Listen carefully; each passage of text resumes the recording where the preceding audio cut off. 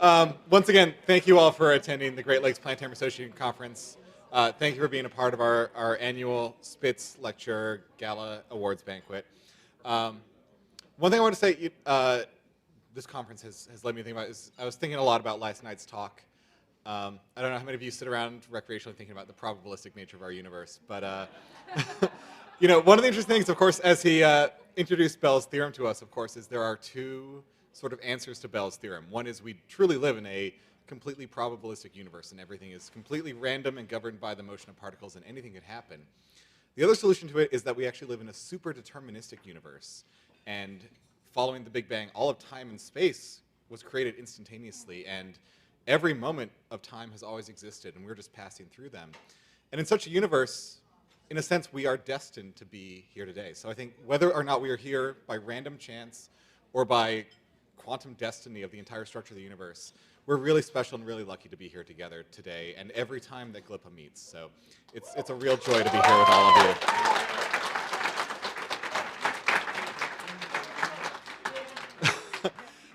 Yeah, so of course, diving back into our actual program, we do want to recognize also the sponsors who make this conference possible. And so I'm going to acknowledge them in order. Please hold your applause until we complete the list. We're very lucky to have so many sponsors in our field because, of course, planetariums began out of nothing, but yeah, this robust community of sponsors and vendors and product producers and show producers, and in our cases, a few government offices in this case, have done so much to make planetariums possible as what they are today. And so we're very thankful to have them in the community, very thankful they support our conferences, support our communities, and of course, almost everyone who works for one of our sponsors used to be a planetarian. And so we are deeply and intricately linked together. So I would like to recognize at the parallel universe level, COSM, Siler Planetarium and the Zeiss Corporation, SIA Technologies and Skyscan, and then our universe sponsors, Ash Enterprises, Audiovisual Imagineering, Digitalis Education Solutions, and then at the galaxy level, we had Astrotech Manufacturing, Cosm Studios, Creative Planet, Goto Incorporated, Laser Fantasy, the Quebec Government Office in New York, and it's been delightful having you guys here too. It's been really fun meeting you. RSA Cosmos, Konica Minolta, and the Daniel M. Sorf Planetarium at the Milwaukee Public Museum.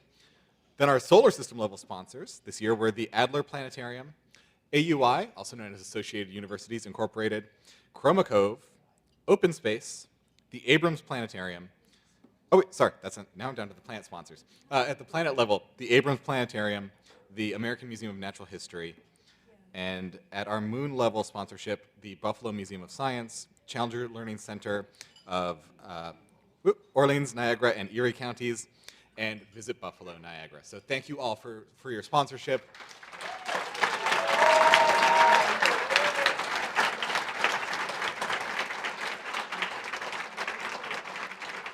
Yeah, as Steve pointed out during the business meeting, the sponsorship it's part of what makes these conferences as affordable as possible. We really rely on that sponsorship to try and make these conferences affordable because I think affordability is one of the biggest barriers to people being able to attend conferences, and we want this community to be able to support everyone at every income level, at every size of institution.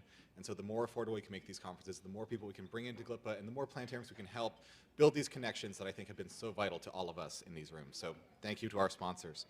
Now I got to find my place in the program. All right.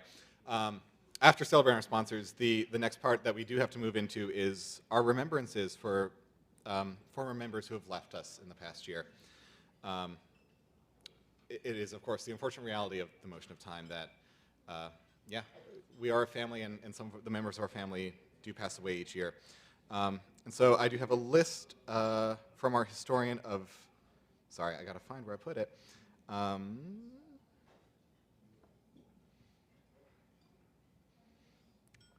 Sorry, I should be more organized than this.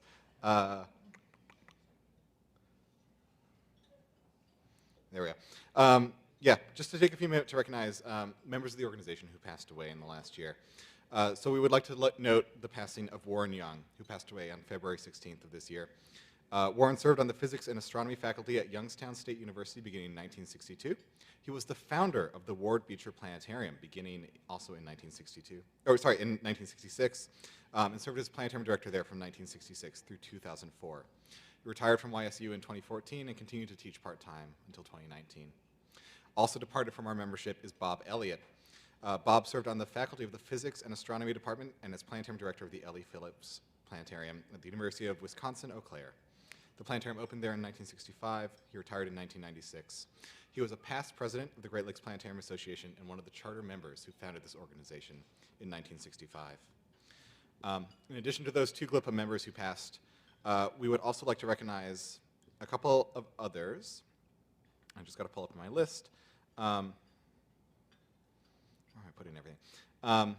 We want to recognize the passing of Betty Weseluk, who was mostly a SEPA member, but it is believed, we couldn't confirm in the records, but is believed to have attended a few GLPA conferences in the past and was a member of this organization. And yeah, I think has left some instructions in her will for ways that GLPA can honor her memory in future years, and we're going to be pursuing that in the future. So her passing as well. And I also want to recognize the passing of Dennis Simpolis, who of course was mostly affiliated with IPS and SEPA, but I know was a major figure in the field to many people, especially those involved with IPS.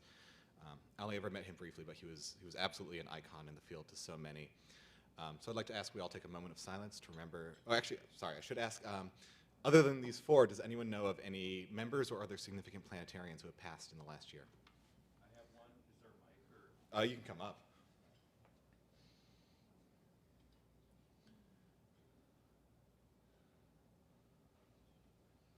I would like to acknowledge the passing of a very good friend, my mentor. His name is Roger Reedy. He was planetarium director for 30 years at my institution, and I was hired after him. But he contracted West Nile, and it took a toll on him and led to a cascade of events, and he passed away on June 1st, so he'll be very much missed. And anyway, God bless Roger Reedy. Thank you, Ken. One more, yes, Mashe?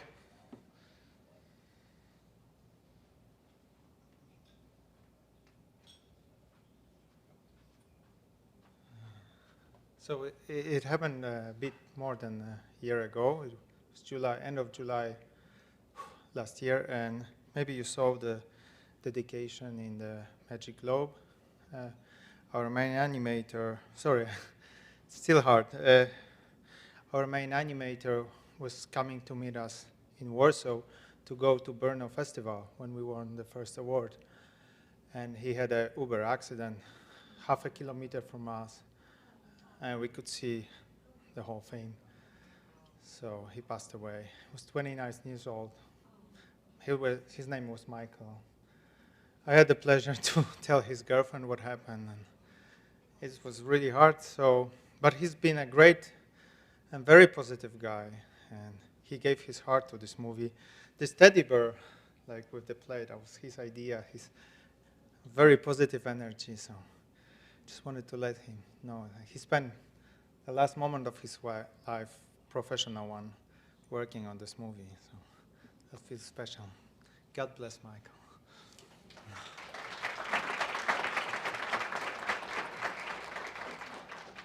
I just wanted to also recognize Jack Gloss, who I don't think many people probably knew, but he was an employee of the Buell Planetarium for many years.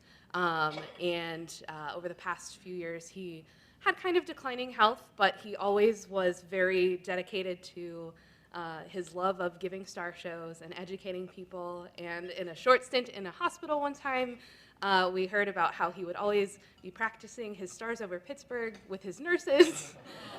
So even then, nothing could keep him from educating people about the stars. And he lived an amazing life and had so many amazing stories and really, truly loved what we get to do in the planetarium. So just wanted to mention Jack.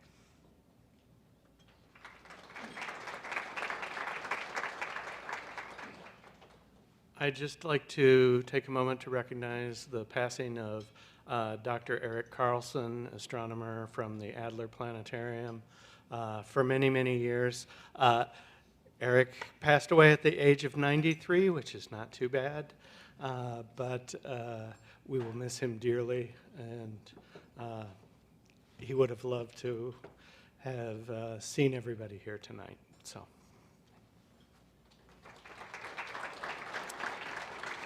Yeah. Thank you, everyone. And I called us a community earlier, but in many ways, we treat each other like family. We are deep friends, and so the passing of any member of this family is very hard. And so I'd like to ask we all take a moment of silence to remember those planetarians who have passed in the last year.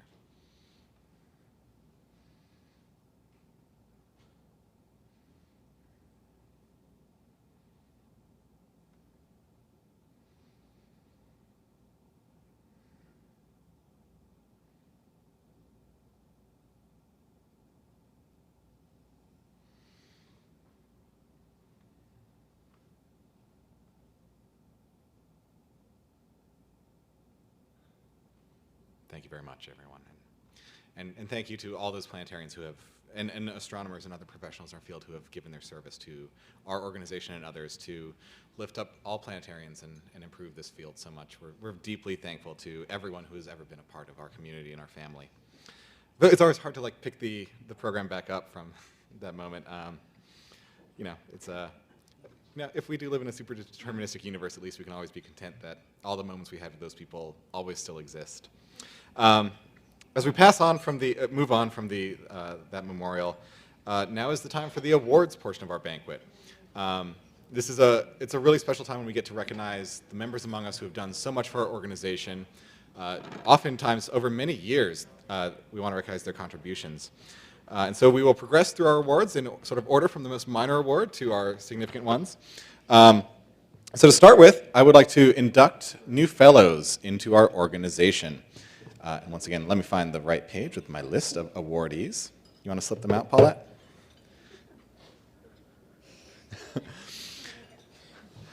So the rank of fellow is an award that recognizes the professional achievement of a planetarian and their significant contributions to the Great Lakes Planetarium Association.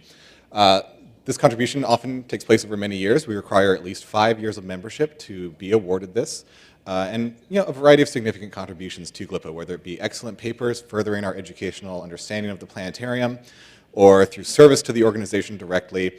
There's a whole bunch of ways that people become fellows. And there are 4 people we would like to recognize tonight as fellows of our organization. So the first I would like to induct to the rank of fellow is Melinda O'Malley.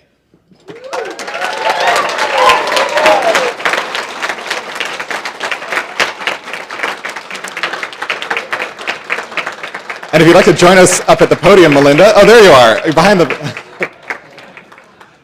We have for you a wonderful, yes.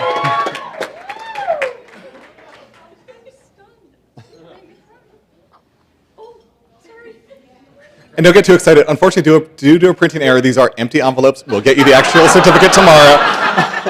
So don't whip it open for the camera, but yes. So it's not real. It will be. Thank you. Yeah, Melinda's provided many years of valuable service to the organization, and of course, especially as the current Indiana State Chair. So thank you for all your work, Melinda.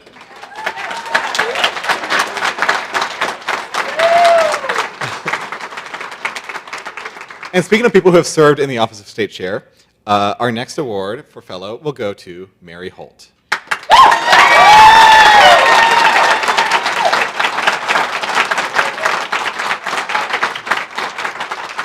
Mary Holt, like so many members of GLPA, began here in the GLPA region and then moved somewhere else and kept coming to GLPA and other conferences, but has also served us as the Beyond the Lakes chair for the last several years and always contributed many valuable papers to the organization. So thank you, Mary.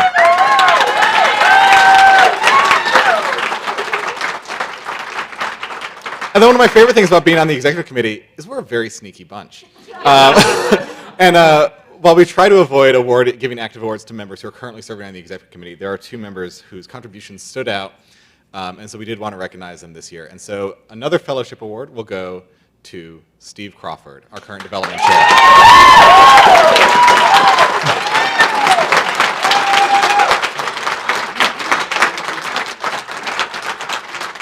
Thank you, Steve. Steve, of course, is serving as our current development chair. He was also our co-host, along with Mark Reed, last year at the Kalamazoo conference, which, again, it was a remarkable conference. It was our first conference back from COVID. It was an amazing experience. Couldn't get enough of it. So thank you, Steve, for all you, and you've helped the organization in so many ways beyond just development chair. So thank you for all you do. We love you, Steve.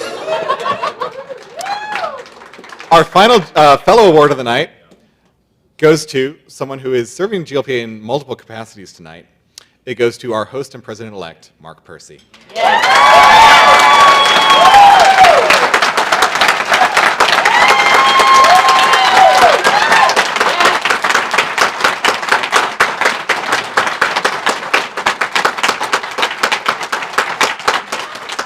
And one of my favorite things when I was talking to Mark about the possibility of him running for president-elect, I guess it was a couple years ago now, we had a really great phone conversation. I think he shared with me the same feeling I have about GLPA, and hopefully that many of you have, of just this organization by existing and welcoming us in and helping us meet our peers has given us so much. And we could never pay back what it's given to us, and so we're always happy to serve in whatever capacity it needs to help it grow stronger and pay forward all those benefits we got from this organization to new members. So thank you for everything you do, Mark Percy, and thank you for hosting this amazing conference. And so thank you to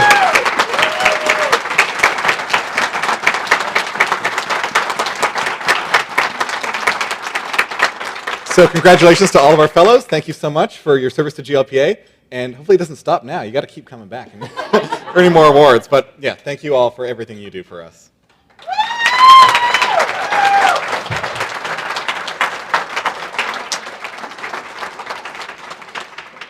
I believe our next awardee is not present at the conference. However, perhaps someone who works at his institution might be able to bring it back to him locally. Our next award is for the rank of Honorary Life Member. Honorary Life Member is granted to members of the organization who are retired from regular planetarium employment, but have still made significant contributions to the organization. Life membership comes with basically free membership for life. I think they also get a small discount on registration because we always want to encourage these figures who've been so important to us for so many years to come back to the organization. This year's Honorary Life Member is Matt Linke from the University of Michigan.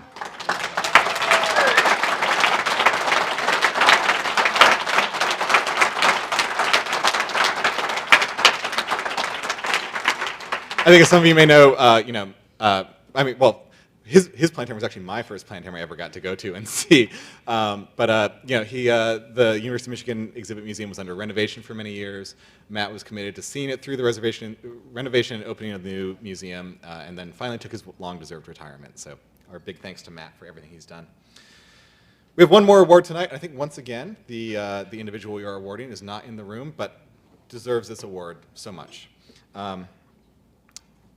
Several years ago, we created the GLPA Service Award to recognize distinguished service to our organization. And it recognizes people who have done incredible work to this organization, gone above and beyond for many, many years, and done so much. And the person we are recognizing tonight is Sherry Adams.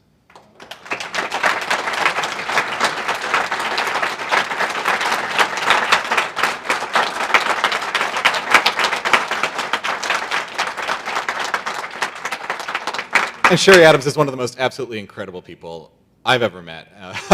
We were on the executive committee together many years, and I always appreciate talking to her so much. She has been president of the organization, she has served as secretary, treasurer, and she's done so much, so it is a real honor to give her the service award.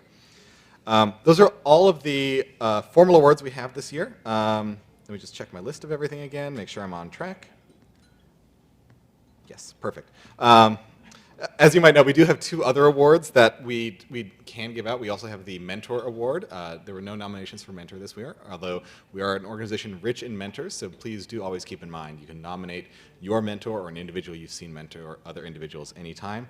And we also have our Galileo Award, the highest honor of GLPA, which recognizes those individuals who have brought the mission of GLPA beyond our regional borders to the other organizations in the International Planetarium Society and beyond and all around the world. The person who would be most obvious to give it to received it long ago tonight, so he gets to do the Spitz lecture instead. So speaking of the Spitz lecture, it is time to prepare for that. And so the Spitz lecture is our keynote lecture here in the Great Lakes Planetarium Organization. We have had keynote lectures since the inception of the organization in '65, but it became the Spitz lecture in 1967 when GLPA founder and then president invited Armand Spitz to give a keynote lecture at the conference that we wanted to permanently name after him. Unfortunately, at the time, Armand Spitz was ill. I think what ended up being his fatal illness, and was unable to attend the conference. His wife delivered the lecture in his stead. But when invited and told about this lecture, he wrote a letter to Vondel Chamberlain, which we do read every year before the lecture. April 30th, 1967. Dear friend Chamberlain, I hardly need express to you my appreciation for the letters in which you informed me of the honor the Planetarium Society is conferring upon me by instituting a series of lectures in my name, and for your other messages of encouragement since my illness began now, almost 9 months ago. You may have heard me say many times that, in my opinion, the full potential of the planetarium, and I mean that word in its broadest possible connotation, has yet barely been scratched. It is my earnest hope that the people who are chosen to be the Armand Spitz Lecture will be selected because of the fact that they have creative imaginations in this field, the courage to visualize the achievement of ideals in a practical way by use of the planetarium instrument. I have always dreamed of its use to help produce more and better astronomers, and I believe that is now coming to pass. Perhaps I have dreamed equally long and earnestly about its being used as a catalyst to begin reactions which will help people to understand each other individually and collectively. So please, in your selection of speakers, choose those who are not ashamed to acknowledge that they have a dream. And let the point always be stressed, as we, thinking beings, occupy a unique vantage point in nature between the macrocosm and the microcosm, that we have both the intellectual capability of comprehending both. My greetings to all of you at the Abrams Planetarium. It is one of my most earnest hopes that it will not be too long before I will physically be able to make the visit and make your acquaintance and see for myself what you are doing. Greetings and thanks to also the members of the Planetarium Society. Good luck to you all. Cordially, Armand Spitz. I think in many ways this letter is sort of the central artifact and regalia of GLPA and has long inspired our selection of speakers and I think many of us in our individual mission. And so tonight I would like to prepare to introduce our speaker. Our speaker almost needs no introduction. He really is one of the most incredible and accomplished people in this industry. And someone I've had the pleasure of knowing for many years. And to pull up his official biography that's submitted for the conference, let me find where I put it. There we go. Dave Weinrich has been a passionate lover of the night sky for over 50 years, and especially enjoys sharing it with others. He is a native of Minnesota and worked as a high school science teacher in Iowa, a Peace Corps volunteer, in Liberia and Ghana, and the planetarium coordinator at Minnesota State University Moorhead for 31 years. Dave is a former president of the International Planetarium Society, and he helped build the first public planetarium in Ghana and continues to pursue astronomy education activities in Africa and Asia. I'd also like to note he was also IPS representative for the Great Lakes Planetarium Association before his IPS presidency.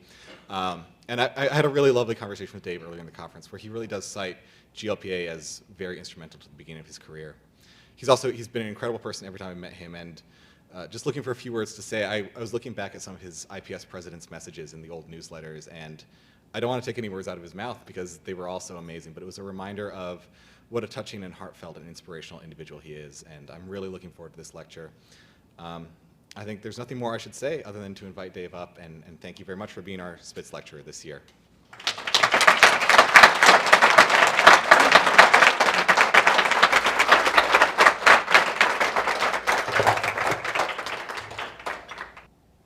Thank you, Dan. I hardly feel like I need to speak at all after such a marvelous introduction. And as you were talking about the Armand Spitz Award, or the letter from Armand Spitz, it reminded me 3 or 4 years ago going down to see the IPS archives. And one of the things that was in the IPS archives was the annotated speech that Grace Spitz gave at that first Spitz lecture. There were notes in her own handwriting, and it was just an incredible document to hold, this piece of history and to remember, our origins. You mentioned about dreams, or maybe it was Armand Spitz that mentioned about dreams.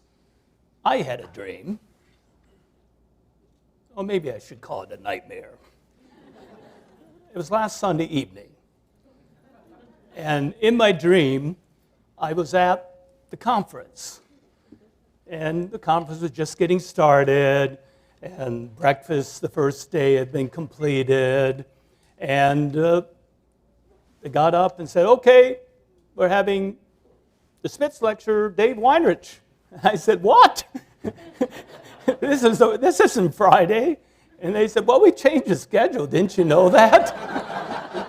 And I went running out to my car to try to get my notes. And the more I tried, the papers got scattered, and it was almost an impossible task. And here was the nightmare part. Someone, I have no idea, but someone came out and whispered to me, you know, Dave, they really don't like you. Dave, they're all against you. And that's when I woke up. And I said, what a bunch of baloney.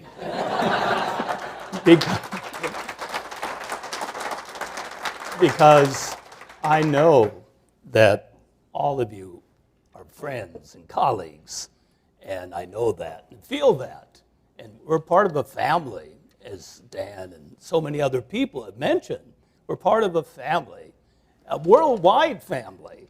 When we meet planetarians and from other countries, I'll tell some stories about some of those encounters, and hopefully as I tell some of these stories, I hope that you will be able to identify things in your own life, things that you have experienced, and you can relate them to you.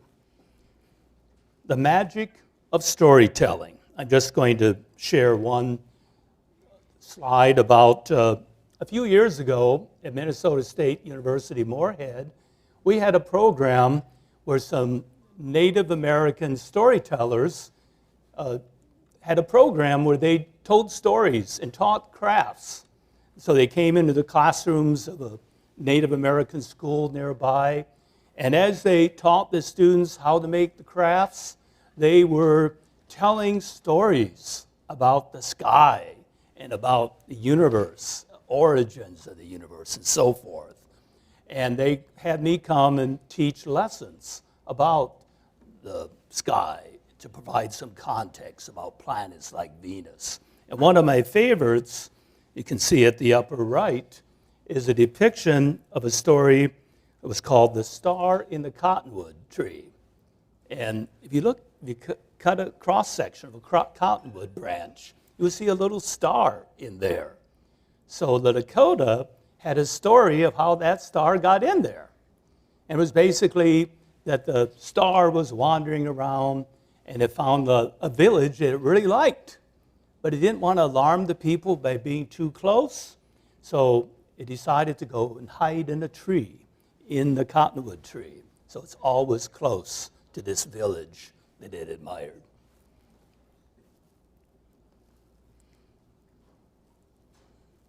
Oops, always have a little bit of technical problems. A child of the space age. I was growing up in the early 60s, and I remember I was always interested in space. I didn't develop an interest in astronomy until a little bit later. I'll tell you that in a bit. But I remember coming home from school, excited to get home on time to watch one of the first launches of the Mercury program. And I'm pretty sure it's probably Alan Shepard, because it was when we were living on a certain farm, and it was on a school day, so it had to be during the school year. So I, very early age, became interested in space and was excited by space. And I wasn't interested in astronomy yet. I grew up on several different farms in southeastern Minnesota, and when I was young, I was kind of afraid of the dark. We lived on the farm, it was really dark, and it was a long ways from the house over to the barn in the dark, and so I was a little bit afraid of the dark. And when I did later become interested in astronomy, of course, no longer was afraid of the dark, because that's when you see the stars. And this has always been one of my favorite sayings. It's actually inscribed on the tomb of John and Phoebe Brashear at the Allegheny Observatory. Isn't that a nice epitaph? I love the stars too fondly to be fearful of the night. I remember a few years ago, I was in part of a discussion group, and I was telling about how the stars connect me, and I feel at home wherever I go around the world, and they give me a sense of peace and permanence. I mean, the stars have been there long before I came around, and they'll be there long after I'm gone. And it just makes me feel good. It gives me a sense of connection to the universe. So, I was about 12 or 13 when I first started looking at the sky. I was the oldest of 6 children, and one of my brothers had an assignment to go out and find some constellations. And being a good older brother, I went out with him. And we went out in dark Minnesota night, I think it was a February evening, and we looked at the sky, and we found the Big Dipper and the North Star, and we felt really pretty good about ourselves. Well, my brother went on to other things. He never became interested in astronomy, but I did. And so a few nights later, I went out and tried to find the Big Dipper again and the North Star. And I happened to turn the opposite direction and said, wait a minute, there's the Big Dipper and the North Star. What did I see the other night? I had seen the constellation of Orion. And I thought Orion was the Big Dipper. And of course, the North Star must be the brightest, so that was Betelgeuse. So how in the world did I make it into a dipper? Well, here's how I did it. So that was my first constellation. Now, I did learn a little bit over the years, and I forget what IPS conference it was. I won the constellation shootout. So I think I learned a little bit. And my parents, they always tried to give us gifts that were related to what we were interested in. So my parents gave me a telescope, spyglass really, no mounting, high magnification. I'd have to hold it against a fence post to balance it.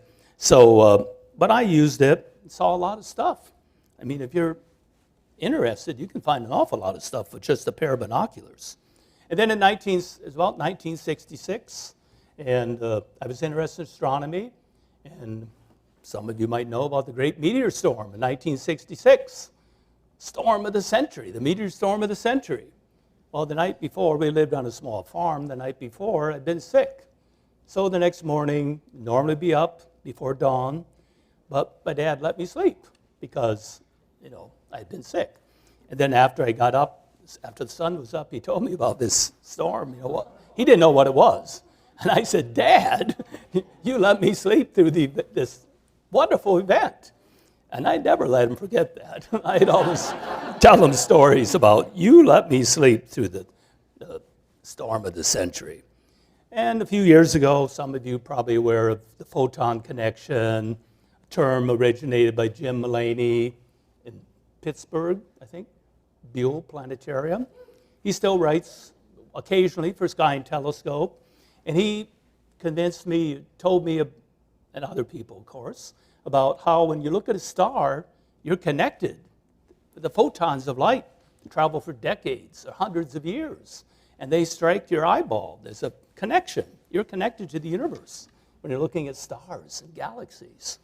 And a few years ago, I had the opportunity to go to a week in Italy, and it was the first day I was there. I woke up early and was out looking at the stars and thinking, oh, it seems like I heard a story about Arcturus. And Arcturus, wasn't that the star they used to open the Chicago World's Fair? Because the light had left a certain amount of time before the first one. And so I went out and looked at Arcturus and said, I think 38 years ago, whatever it is, I think I was in Italy my first time. So I went and did more research, and it turned out, yes, I was in Italy almost the exact month, the time the light left Arcturus. And I used that as part of my lesson when I was teaching some of the Italian students. Wow. And then after a few years, I went away to college, went to a small Lutheran college in northeast Iowa, got to use a planetarium. That was marvelous. And after about a year and a half of working in the planetarium, I thought of becoming a research scientist, but I said, no, I want to work with people closely. I want to teach. So I changed my direction a little bit and became a licensed teacher. And then I had several mentors.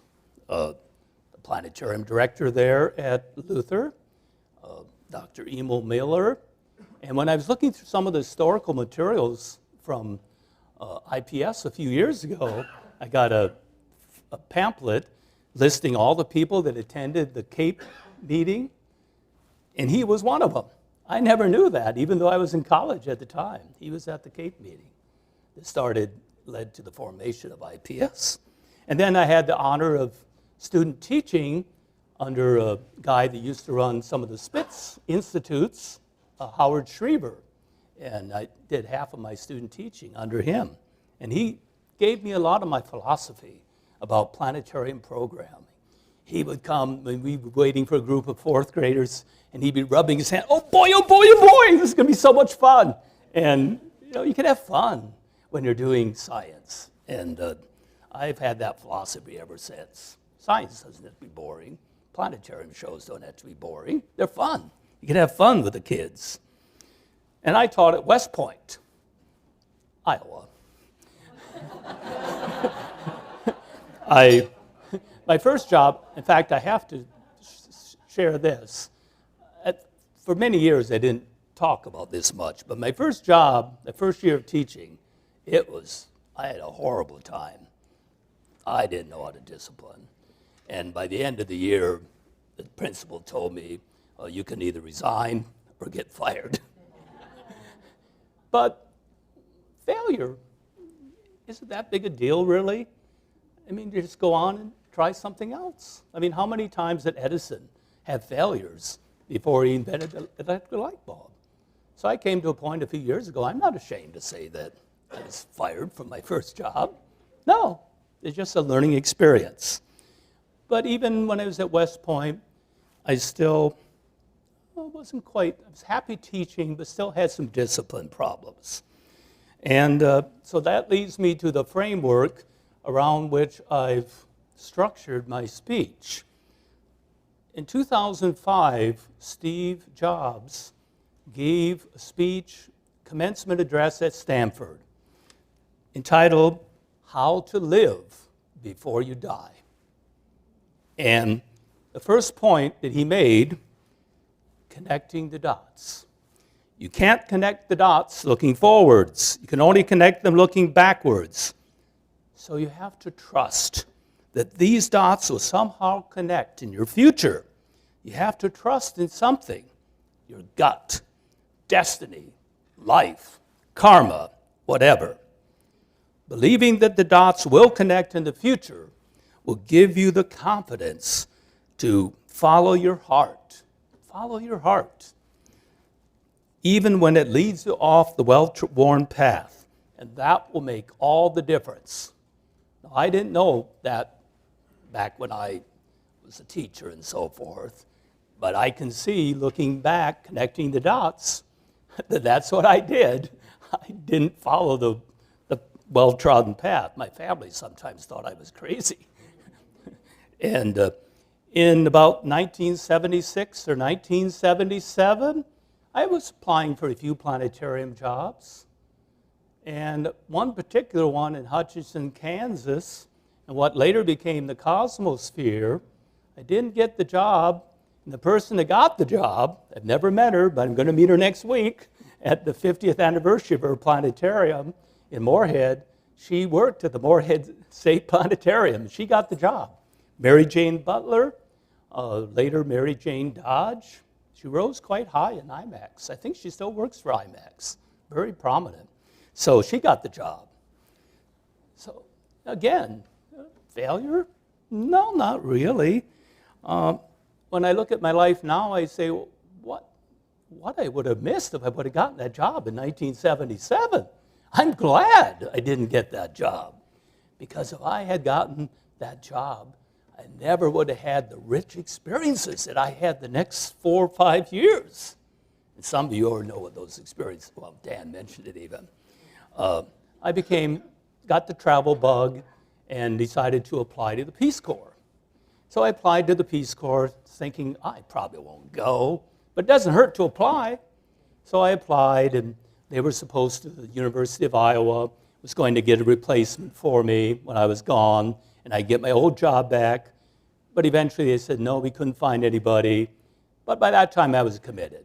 I'm going to, leave this job, and I'm going to go off to Africa. And that was one of the best things that ever happened to me. And so I went to Liberia, spent 2 years in Liberia. It was marvelous. The culture, the people, the students. And I remember one night they had a telescope at a school I was teaching at. And I set up the telescope. It was almost stampeded by the students. Everybody wanted to look. Astronomy fascinates everyone. Everyone wants to look. And then I transferred over to Ghana for 2 more years and taught in a school there. I didn't meet Jacob, but what I did experience in Ghana led me eventually to meet Jacob. Jacob Shong, Dr. Jacob Shong, and we together built the first public planetarium in Ghana. I think Brother Guy Consamango spoke, was at GLPA a few years ago, right? I wasn't there. I don't know where I was. I think I was overseas somewhere. And anyway, so I didn't hear him. But he probably maybe mentioned, he was a Peace Corps volunteer before he became a priest. And he was sent to Kenya. And I think he was University of Michigan or maybe Michigan State. And he went over there and was assigned to a university to teach astronomy. And he thought, what in the world am I doing? Here people are starving, there's all kinds of sickness, and why teach astronomy? I mean, what good is that? But he would periodically go out of the capital, Nairobi, out in the countryside, and he had a small telescope, set up his telescope, and everyone wanted to look through it. And he got just as excited as audiences in Michigan when they saw Saturn and the moon and so forth. And he began to realize, hey, everybody has a right. Everyone wants to see the universe. And denying, it's one thing to be starving. Of course, that's a terrible thing. But it's just as bad to deny people the opportunity to participate in the great exploration of space, going to the moon and finding out about the universe. You deny that to people, you're denying a fundamental right. So everyone should have the right, the chance to learn about this wonderful, fascinating universe that we live in. And I said, yes, that's exactly what I've experienced over the years. A second point that Steve Jobs makes is that find what you love to do. Find your passion and try to get a job in that area. Of course, I never followed that advice. I'm not passionate, am I? So I came back from the Peace Corps, and at the last minute, on the day actually that the application process was closing, I read about this job at Morehead State University. And I called them up the next day, said it's too late to apply. They said, no, please come up. They offered me the job. I said, well, I have to think about it. But it turned out it was only half-time. And some of my friends said, you can't live on a half-time salary? I mean, you'd be paid less than you were 4 years ago when you went into the Peace Corps. No, you can't do that. But I went to an old friend in a church I was attending, and I asked for his advice. And first he asked me, is this something you want to do? Well, did I want to do it? I had been an amateur astronomer for 20 years, roughly. Did I want to do it? Of course I did. Get paid for doing my hobby? Who wouldn't want to do that? I said, yeah. He said, well, what's the worst thing that could happen? Again, that word failure, you could find out that maybe you couldn't support yourself. And you'd have to go somewhere else and get a job. But he said, you're not married, don't have a partner, don't have children. It's only you have to be concerned about, so why not go for it? And I took his advice, and I'm glad I did. Now, it took, eventually, until I got to full-time status, it took like 20 years, 17 years to be exact, from 1983 to 2000. And I taught classes at neighboring recitations, I guess they call them. I even washed windows. And you know, I was making more money per hour washing windows than running the planetarium. But I did what I had to do. And I'm so glad I did. I mean, it was worth it. And I did whatever I had to because I was happy doing my hobby. I even told my boss one time, you know, this is such a great job, I do it for nothing.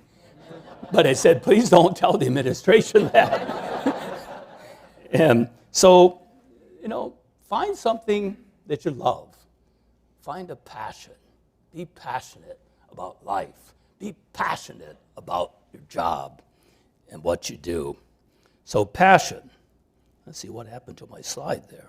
There, oh, maybe might have one of those fly-ins. I didn't know I had it on here even. So about around the year 2000, I realized I have two passions. Of course, one is astronomy, and the second one, because of my experience in developing countries, science education in developing countries. So I wondered, could I possibly, you know, combine the two? I'd love to do that, but I didn't know how it would happen. Well, in 2001, I heard about a conference in Sri Lanka. And I'd already spent all my professional development money for the year. I'd been to IPS in Montreal. I'd been to GLPA in Chicago. I didn't have any money. I went to my boss and said, oh, you know, I want to go to this conference on development, you know, of astronomy in the developing world. And he said, why? If it's important, why did they do it in the US? Why did they have it over in Sri Lanka? And he said, well, if you can convince some other people to give you some money, I'll give you some money. So I went to the vice president, went to the dean, went to the assistant dean, and I got like $300 from each person. And eventually my boss said, well, I guess I'll have to give you some too. So I raised about $2,000. And I just knew I had to go to that conference. I didn't know why, but I just felt it in my gut, in my heart. You know, something was telling me, go. And so I found a way to get there. Found a cheap flight under $1,000. Took 48 hours to get there. I got sick, I got a cold, but I made it. And when I talk about the planetarium in Ghana, a lot of the people that helped, that I needed to do that project, that worked with me, were people I met at the conference, Joanne, and many others. You know, if I hadn't went to the conference, would I even met them? I knew I had to go. Something was telling me, this is your destiny. You have to do it. And I did. I did do it. So I went to Sri Lanka in 2001 for the conference, met a lot of people, especially met the director of the planetarium. We always called him Sam. It's T.C. Savarnaika, but that's a little bit of a mouthful. So we always called him Sam. And a couple years later, I decided to go on sabbatical. And so I decided to go to Sri Lanka, and Sam helped me there. So when I was in Sri Lanka, I mainly went around and talked to students and lectured about astronomy. I sometimes talked to 500, 600 students at a time. And I estimate over the 6 months I was there, probably 10, 15,000, I don't know. And a couple things. I remember at one of the schools, this young girl came down. She said, Professor, why doesn't the sun fall down from the sky? And so I talked to her a little bit. And she said, can I have your address via pen pal? I said, yeah, gave her my address. She started writing to me. And eventually her family invited me to come over, spend the weekend. I went there a couple of times. But afterward, after I left, lost contact, wrote for a while. But I always kind of kept my eye looking for Darnie on the internet, on Facebook. Never could find her. About 4 or 5 years ago, I got a message on Facebook. "Oh, Professor, I finally found you. She'd been looking for me too." And she was so excited. And then a few months later, so we became Facebook friends. And a few months later, she posted some pictures of my visit to her family home. And some of her friends in Sri Lanka said, "I remember him. He came to our school." And then I started, some of them became Facebook friends, and I made connections. One of them was visually impaired and wanted to do astronomy for people visually impaired. And I said, "Well, here, connect him with Noreen Cree and what's his name, David Hurd, and make connections." That's what I'm good at, is making connections. I often don't know how to do it myself, but I know people. I can find people that will, can do it for people. Make connections. That's what I really like to do. I'm a connector. And one other thing about Sri Lanka. Sam, really wonderful, unique person. And we spent quite a bit of time together traveling around the country. And he, Buddhist, and he used to talk about life is like being in an airport. And we're going around, and everyone comes and works together peacefully, go on their way, and they get along. Why can't we get along in this world? Why can't we be like the passengers in an airplane? And he actually had a program where he'd bring young people together from Hinduism and Buddhism and Muslims with the hope that they would see astronomy and be connected to something bigger than some of the conflicts that their country was involved in. And that reminds me, when I was talking about the Peace Corps, I was going to talk a little bit about one thing I really learned. And I learned it in my heart, from experience, not because I read it in the book, not because someone told me, but when I was in Liberia, I really felt to the core of my existence that we're all the same. As human beings, we're so alike. We all laugh, we all cry, we all want better things for our children. But yet, we tend to emphasize the differences instead of the similarities. We're all the same. Why can't we get along? Why can't we, do that? And I talk about this a lot. I was telling it to some of the hotel clerks the other morning at 4 a.m. And it's like preaching the gospel wherever I go. I'm telling people, we're all the same, not so different. Why don't we get along? And astronomy, Sam used to think about astronomy could unite us, could bring us together, to look to something bigger, something more vast than us and our petty problems. And he really had a vision talking about using astronomy for that. So synchronicity. Things seem to happen randomly. In 2006, the family I used to live with in Liberia, one of their young sons passed away, so I went for the funeral. And to go there, I had to go through Ghana. And I had been corresponding with Dr. Jacob Ashong a little bit, but he said, "Well, let's meet at the airport." And so I met him at the airport, and he started talking about his dream. He had a dream. Big dream. For like 20, 30 years, he had dreamed of a science center and a planetarium in Ghana. And he never let up on that vision. And as he talked, he was those of you who met Jacob, talk about the word passion. That's Jacob, the Energizer Bunny. He's so passionate. And his vision inspired me. So I came back to the U.S., called different companies, tried to find an inexpensive projector, and nothing happened for a while. And we even had a meeting, a brainstorming meeting at the Triple Conjunction planning, and still nothing was happening. But then we went to the Triple Conjunction, and all at once Joanne said, I have a projector. And someone donated a projector.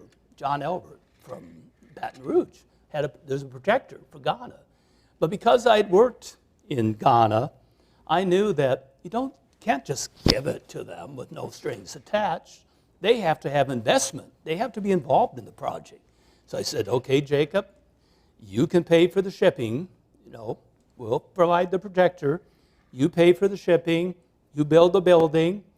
You pay my airfare. I still wasn't making a lot of money. But I said, I'll come over and install it. No fee. You don't have to pay me the income, but I'll come over and install it. So within, less than a year, we started installing the planetarium. Here's so Jacob's passion inspired people he'd never met. They were inspired too and wanted to help. And the dome was built of local materials and constructed of iron on top of a concrete base. They put fiberboard on it, painted the fiberboard, and we were ready to install the projector. And so I was there by that time. We installed the projector, and I came home, and 3 months later, they had the grand opening. This is what the dome looked like after it was complete. And we had our grand opening on January 2009. I will never forget it. It was magic. And one of the things that was most magical about it was that Carter Emmerich ran a dome cast this is in 2009, ran a dome cast from New York, and people were in it from Colombia, South America, and Minnesota, and Chicago, and it was incredible. I mean, all these people, most of the people that are in the audience had never been in a planetarium. And here they're hearing a dome cast. Carter was taking us all around Mars, and it was incredible. And then afterwards, Jim Schweitzer answered questions from the audience. It was incredible. And a few years later, I was talking to someone who said, it won't amount to anything. It's nothing that our company had ever put in the system. But almost every company now that makes planetary projectors has that. They realize it's an important capability to connect people. So it was magic under the dome. And then we had to do some celebration afterwards. So it was all done for the children in Ghana. As all of us, a lot of our work is devoted to children, to educating the future generations. So around that time, I was starting to get more involved in the International Planetarium Society. One of the persons I have to thank for that, Bob Bonader, he nominated me, and all of to be IPS rep, and some of you voted for me. Thank you for the confidence. Of course, I was the only candidate, but still, it was the beginning. I never imagined where it would lead to, and never imagined. And then, so I was elected to the council in 2006, started serving on the council, and then shortly after was working on the Planetarium project in Ghana, and our president, IPS president at that time, Susan, kept mentioning me in her column, president's message. So people knew who I was. And then a couple years later, I got nominated for president-elect. Thanks, Joanne. And wow. And I was thinking, should I serve? But like some people have mentioned here, we've gotten so much from GLPA and other groups. And I think if we have the time and we have the ability, don't we have an obligation to give back for all that we've received? And I realized I had my institution supported me. I developed some certain talents and skills, that I could do it. And someone has to do it. If the organization is going to continue, someone has to fill positions and do the work that it takes for the organization to go. So I did that. Now I want to share with you, I was past president for 6 years, and then on some of the IPS committees. But I also realized that there comes a time to let things go. So a couple years ago, I said, well, I don't think I want to be the chair of the Emerging Communities Committee anymore. It's not that I didn't love the work. It's not that I didn't think it was important. But here's some of what I wrote in my letter. Some of the reasons why I thought, the torch needs to be passed. No one is irreplaceable. Some of us are retired. I was writing this to the committee. And while we loved our work, there came a time when we chose to let go of our jobs. We realized that there are others who can carry on the work with fresh perspectives and renewed energy. Will they do it exactly the way we did? Of course not. But a change in leadership is often very positive. As time marches on, we pass the torch to the next generation and encourage younger planetarians. I put younger in quotation marks. I still feel like I'm about 25, though my body once in a while says otherwise. But I still feel I'm young at heart. At least I feel I am. So to encourage younger planetarians to serve as committee members, participate in the leadership of our organization in various ways. We hope that they will have the same opportunities that we have had to realize the rich rewards of service. When we reach out to help others, we are abundantly rewarded as well. Serving as committee members, chairs, board members, officers, etc., are personal opportunities to help us to grow professionally. We develop our leadership skills so that we may potentially serve IPS and other organizations in greater ways. All of us have grown from our work responsibilities. As we serve, we develop our own leadership potential. So I became involved in IPS, and one of the highlights was the conference we had in Baton Rouge in 2012.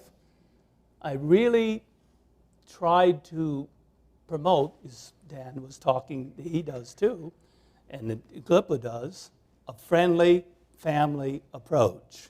And some of you might remember in my welcoming comments in the program, I said, enjoy, reunions with your friends and colleagues, but don't forget the new people. Reach out, meet new people, meet new members. And I felt that was very, very, very important. And people have told me that was one of the best conferences ever, thanks to John Elbert and his staff. And it was, even to this day, the largest ever attendance of an IPS conference. And so I really firmly believe in the, family, the friendliness. And I had one experience there that I'll mention. I was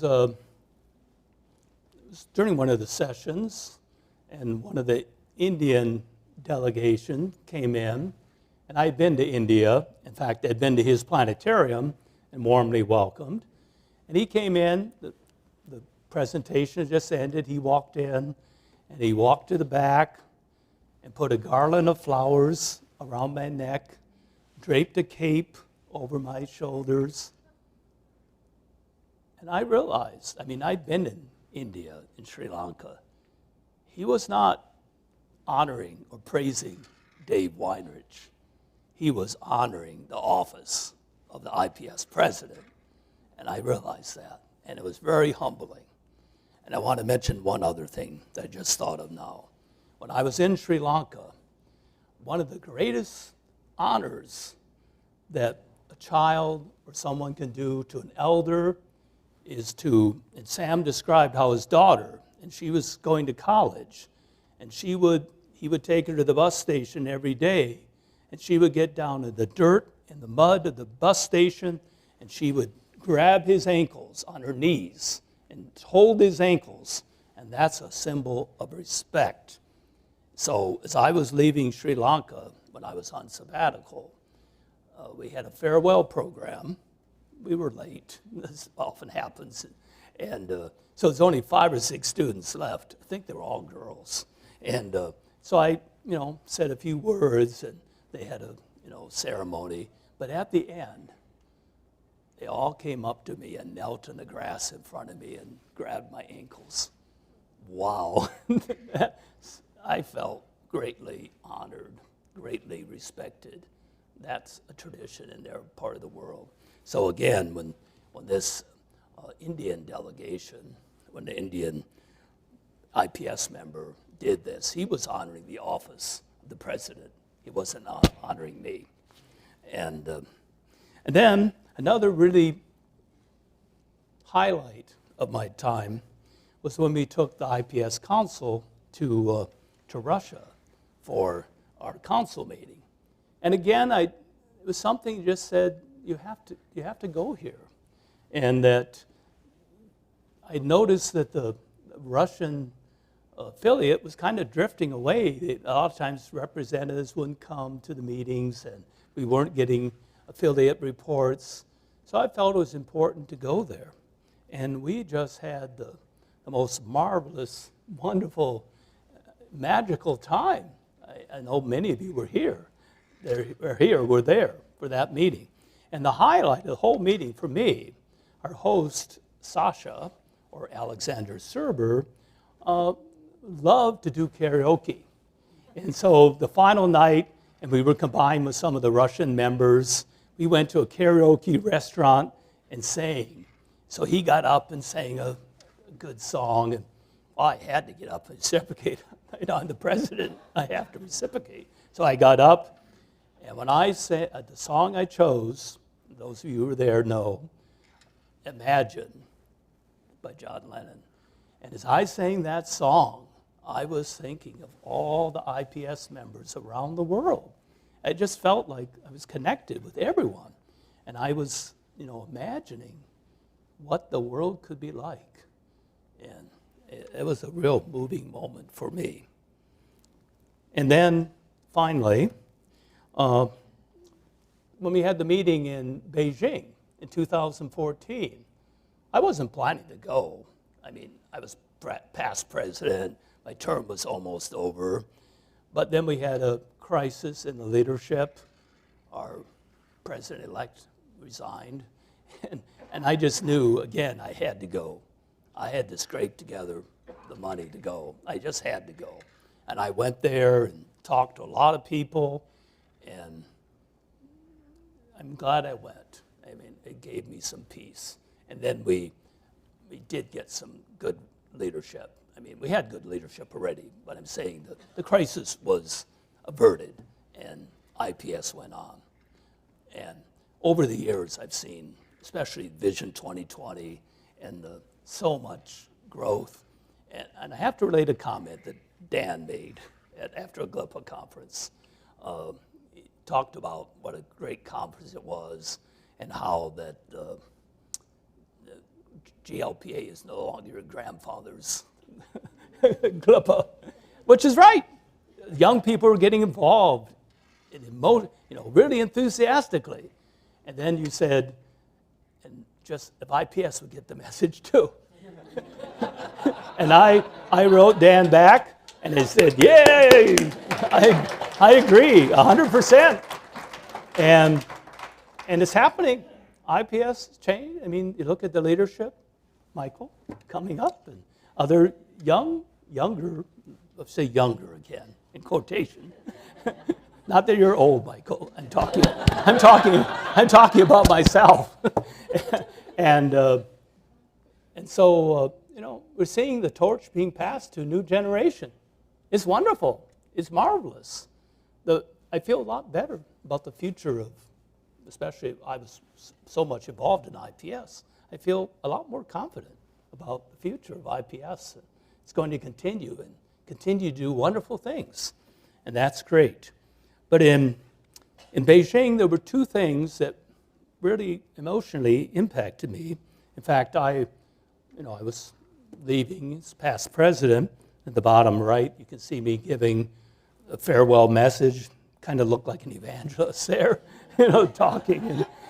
And I related to the people at the conference about that two things really stood out in my mind. First was during the opening ceremony there, the children. And they gave this incredibly beautiful song. It was so marvelous. In fact, a few months later, I wanted to use it, I think for a SEPA presentation.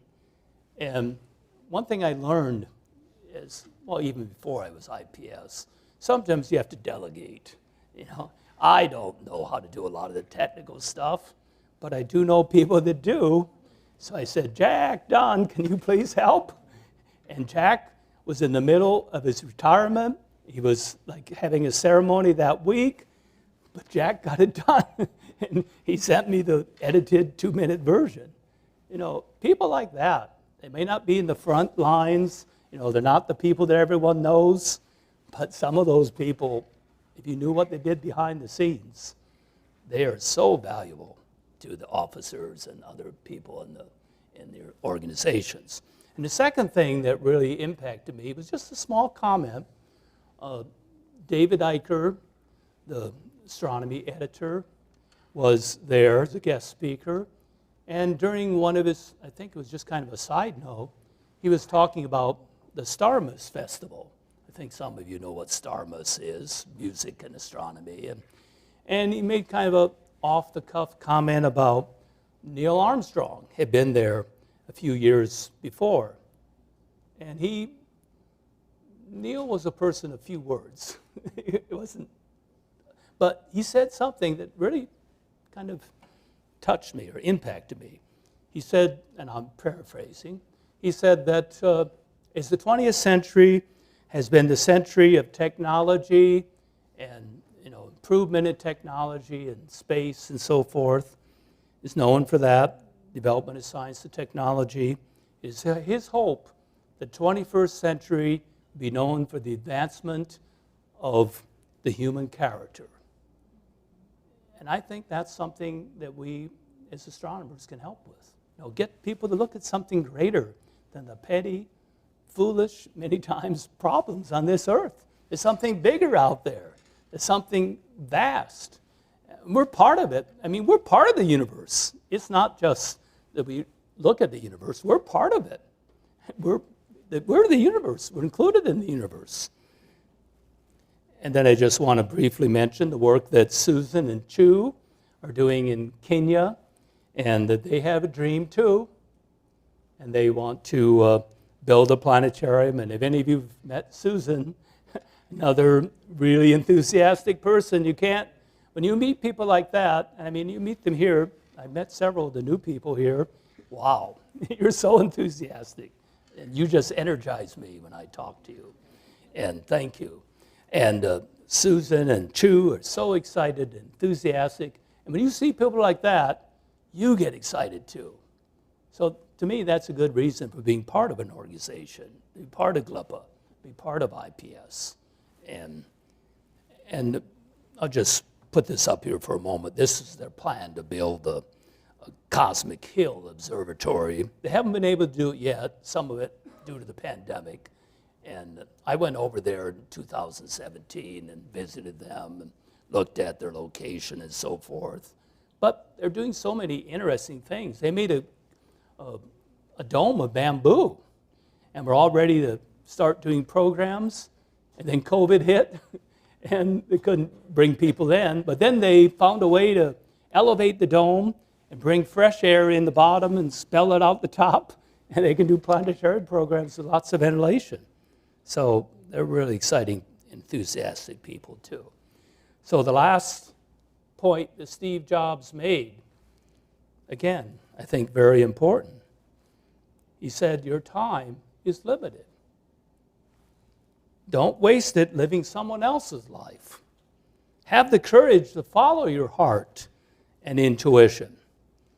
And he said in his commencement address, every morning for over 30 years, he would ask himself the question. And that question was, do I enjoy what I'm going to be doing today? And if the answer was no, too many days in a row, he'd find a way to change it. Because why waste your time on something you don't enjoy doing? Now, it might be difficult, but usually we can find some way to change it. And I think that's an important thing to remember. We don't have forever. We have something unique, something to give to this world, to give to the universe. And, don't leave it thinking, well, I have 20, 30, 40 years. Who knows? None of us know what might happen. So seize the day and use the time and realize you have something to do. You have a reason for being here, being part of this wonderful astronomy, the education, exciting other people, and giving them an appreciation, helping them to be connected to the universe. We're all part of one world. You go look at the world from space, no borders, no boundaries. Again, we're all one. We're all together. We're all the same. There's so few differences. Let's remember that. One of my last trips as president was to South Korea for a conference. And I was there after the conference. It was a very short trip. I think it was 5 days total, a whole day or two going over, a whole day or two coming back. I was exhausted, but it was a wonderful conference. And afterwards, a young woman, they asked a young woman who's an astronomer, training to be an astronomer, to take me around and show me the city. And she's taking me around, and we stopped, and I saw these little stones, and they're called Korean name stamps. They put your name on there. You can see Dave there, and then you can have a saying engraved on it. And I thought, wow, that's neat. So Minnie Hun, she helped me to choose an appropriate one, and the saying that's on there, and I keep this on my desk to remind me, keep it on my desk, I often hold it in my hand, and the inscription says, dreams come true when you are thinking of them. We all have dreams. Let's keep thinking of them and making them come true. Thank you.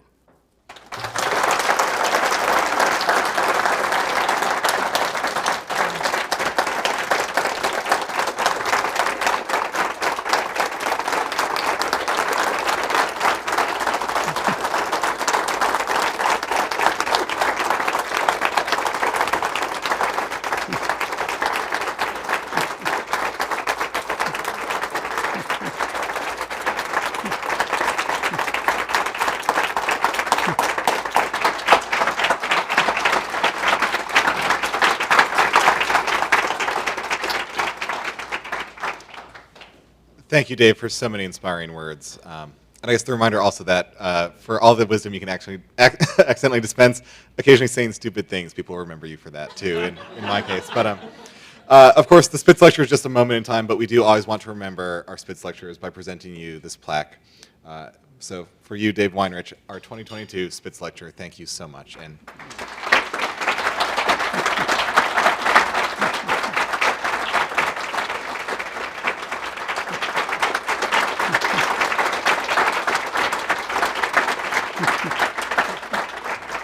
And truly, thank you for everything you've done for our organization, our family, our community, GLPA, IPS, the world, and the universe. Thank you for being who you are and everything you've done. And I think to carry on the same spirit, the reminder is always to all of our new members and the young people in the room of this is your organization. You you should you can be up here anytime you want. So please stay involved. I hope we've made you feel welcome. I hope we've given you the seed of inspiration. I know I said in the new member orientation it takes many years sometimes for that to mature all the way, but I hope we've given you the start of what makes this organization great, and that Dave is the perfect inspiration for where this journey can take you in life. So thank you again so much, Dave.